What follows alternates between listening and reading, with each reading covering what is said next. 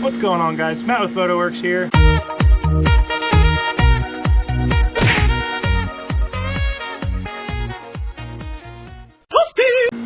And this is just a simple install here. We're going to be installing a catch can. I've had multiple people tell me that it's beneficial to have one installed on these Hemis. I've never installed a catch can on any vehicle I've owned, and I've owned turbocharged vehicles, I've modified vehicles, and really never felt the need to install one. Never really had any issues with knock because I'm getting too much oil contamination. But I don't know, you guys can leave a comment below. Let me know what you think, what your opinions are on a catch can, but I'm just going to show you how to install this.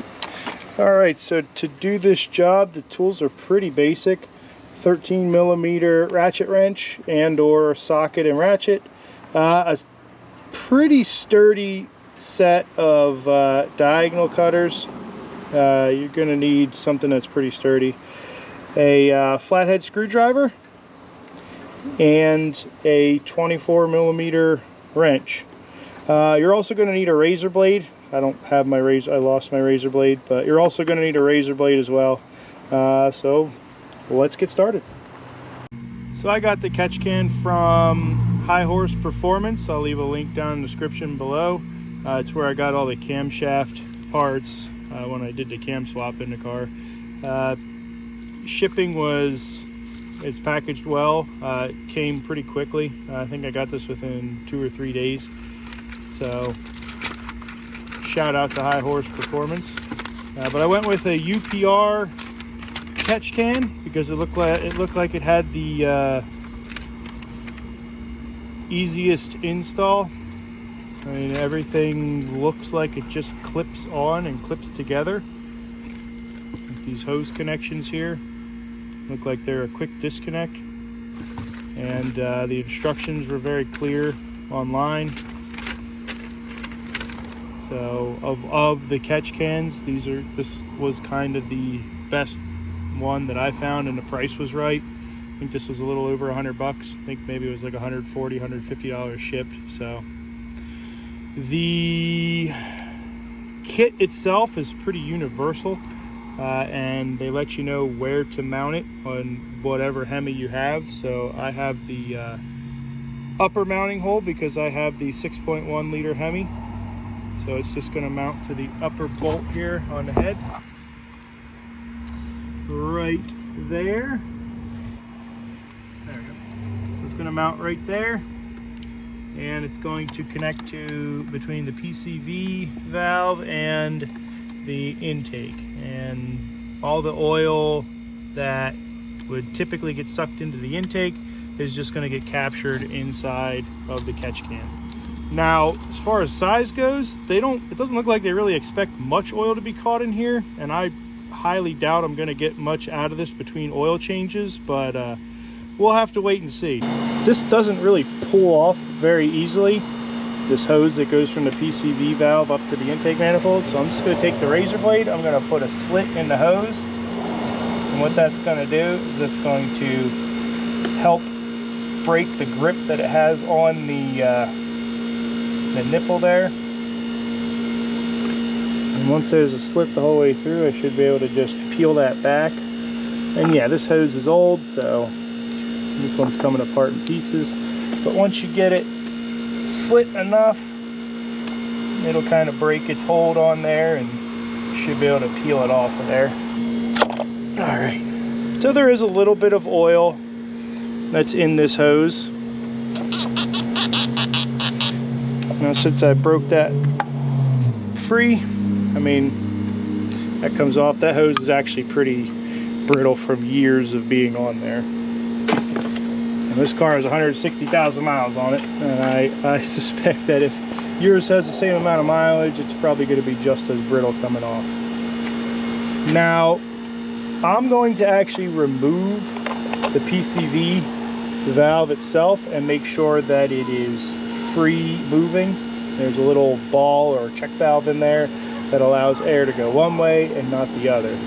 So I'm going to actually remove the PCV and make sure that it's working like it should be. Alright, so to remove it, you just take a 24mm wrench and break it free. This one actually, I think I loosened it up a little bit moving that hose. And just take that, loosen it up. I think it's only plastic, so it's probably not going to be held in there super tight. But once you have it, just want to shake it. Should hear something rattling around in there, and then all I'm going to do is try and blow through it. So I can't blow through it, but when I put vacuum to it, it flows freely.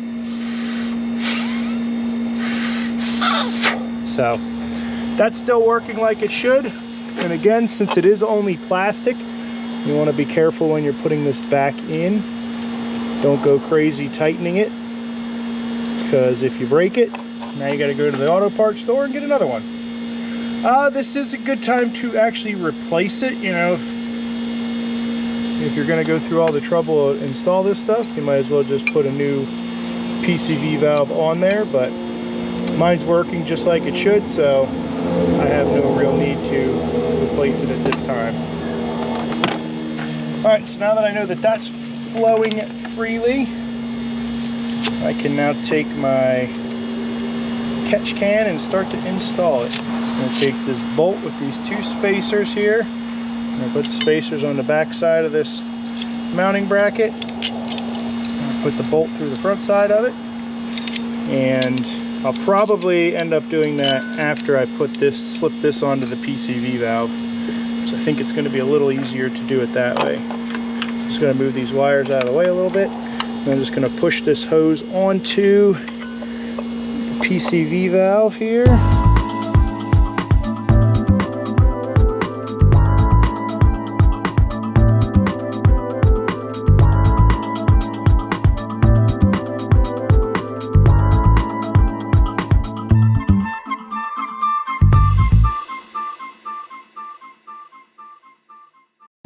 Alright, so that slips the whole way on there. There's actually nothing that's holding that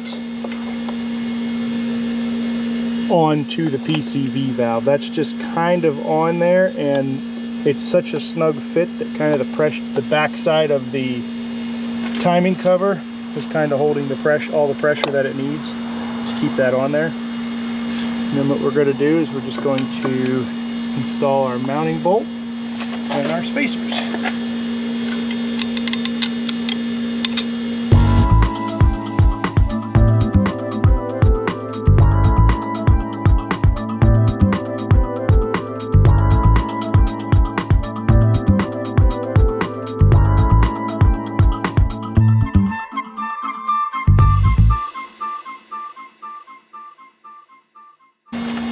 I'm just going to route this hose up here. This has like a push lock style hose, so I'm just going to push it on, and once it's on it should lock in place, I guess.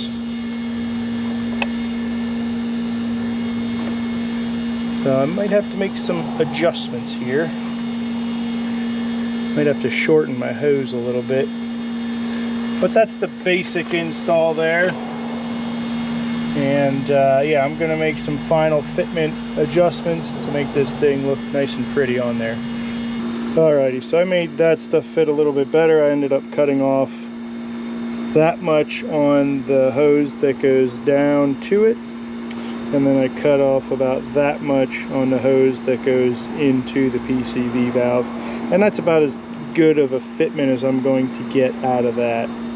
Now I'm just going to fit up this top hose here so it doesn't have a kink in the hose. And the way I'm going to do that, just going to kind of hold that up there where I think it should go. And then anything that's beyond the part where the original hose was before, is where I'm going to cut off. So I'm just going to take it there. I'm just going to use a good solid pair of diagonal cutters here. And I'm just going to cut as straight as I can. Don't worry too much about how it looks, because you are putting something is going to cover it up, so it's not like it has to be the prettiest cut. But my razor blade was struggling to cut that, so I just cut about that much off of there. So I just used a good strong pair of diagonal cutters. I'm going to take this cover here and I'm going to put that over. It's supposed to lock this in place when it puts it on, so let's see if that works. Seemed to do the trick. And that's on there. It's locked.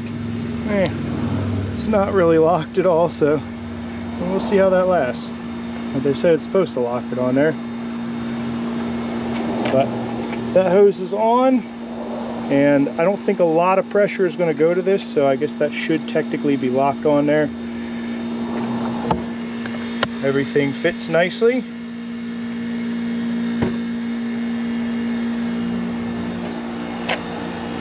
And since you don't really need a reason to start your car, I'm going to start it up and we're going to listen to that beautiful camshaft, make sure everything is working like it should.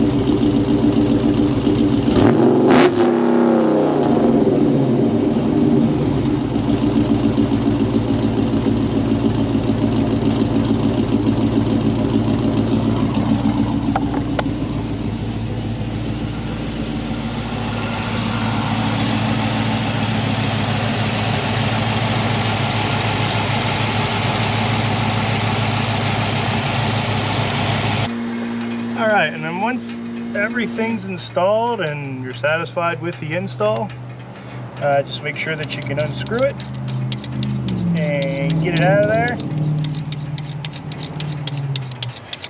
And I'll take a look, make sure that there's nothing in there right now. Just doesn't look like it. It's completely dry.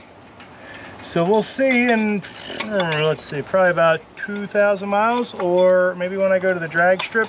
We'll see what it looks like after I do a couple passes down the drag strip and see if it's full of oil or if it's still pretty dry. But I don't know. I've never been convinced to have to need one of these, but enough people just said, hey, get one. So whatever. We'll see what it does. Good or bad. I mean, I want to keep this engine running as strong as it can for as long as it can before I actually have to take it out and start doing some major upgrades. But there you go. That's a pretty quick, simple, easy install. I think most people can do that. Really basic hand tools like you saw, and I think it took me maybe an hour with filming and getting the tools and getting everything set up. So I don't see this taking too long for somebody doing this at their house. But hey, if you enjoyed the video, give it a thumbs up. As always, like and subscribe to the channel, and we'll see you in the next upload, guys. I definitely want to get this thing out to the drag strip, and that's kind of the final piece of the puzzle. So I just got to find a night where I can actually get out and go racing. But we'll see you in the next video, guys. Thanks for checking this one out.